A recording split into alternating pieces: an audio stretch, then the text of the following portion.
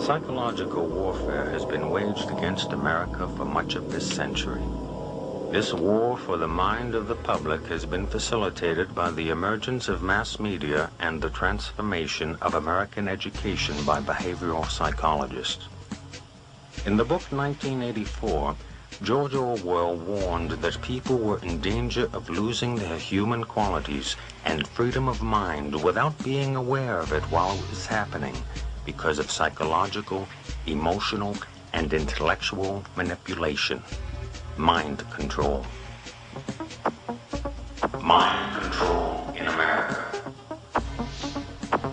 The most effective way to protect yourself from subconscious manipulation is by being aware of how it works.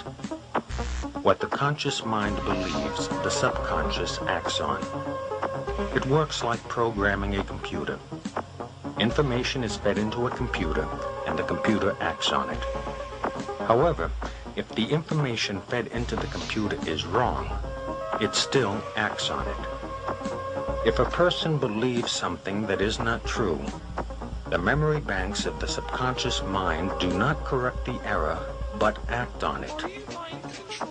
The theory of cognitive dissonance holds that the mind automatically and involuntarily rejects information not in line with previously accepted thoughts and beliefs.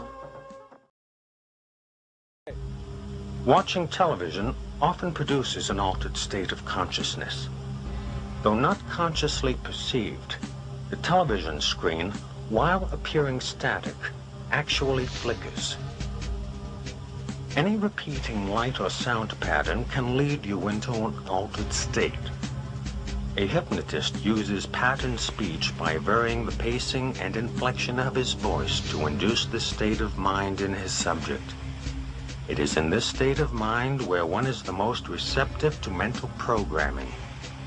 Whether or not the information takes hold in the mind depends on two factors: trust in the source of the information and repetition of the message. Trust in the source of the information induces acceptance of the message as true, even if it is not understood. Repetition of the message embeds it in the subconscious so that acceptance of its truth and accuracy becomes a conditioned response.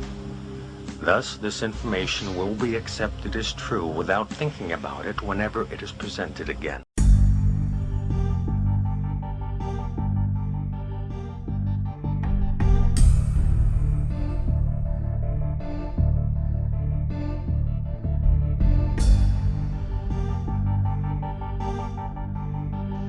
Yes, you and I are being programmed, and it's now time for us to break free of that programming.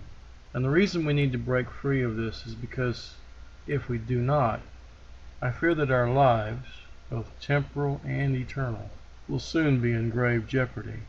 We've seen the evidence that Hollywood movies and television programs provide a large part of that evil programming, where they pretty much admit through their use of predictive programming that mind control is their one overriding objective. The news media is not any better, since the CIA has now for several decades infiltrated the various news networks through a program called Operation Mockingbird. And as if that were not enough, even the so-called family-oriented programs, such as those provided by Walt Disney and others, have deceived us through their use of subliminal sexual messages, striking at the very heart and morals of the younger generation. As we continue with the topic at hand, we are impressed with how programming, mostly of an evil nature, has permeated this society. This, quote, programming comes through television, movies, sports, music, and various other means of communication. As a result, we are even now living at the apex of what appears to be the golden age of communication, and it would seem we have reached the point of no return. The innocence has been lost, and society has sunk to such a low that the only recourse, it would appear, is to walk away from the putrefaction of it, cleanse ourselves of it physically, mentally, and spiritually. and prepare for the utter destruction which is sure to come to this nation and many other parts of this world very soon. Most of this destruction, I believe, will be self-inflicted, but I also believe that the time will come when the Creator, in order to prevent total destruction of all life, will also step in to render judgment upon the wicked. Judgment is coming, and it seems everyone knows it, even those in Hollywood who continue to dish out such vile trash upon the unsuspecting and gullible public. Yes, judgment starts at the house of David, with a nation who has had plenty of opportunity to learn the true principles of Torah. Now, going back to topic, mind control is the subject, and just let me add this one point. If we don't allow Yahweh's Spirit to control us and control our minds, we will, by default, come under the influence of that satanic spirit and under his control. And while it is possible that television might on occasion give us wholesome and useful information, for the most part it has become an evil which should no longer be tolerated in our homes.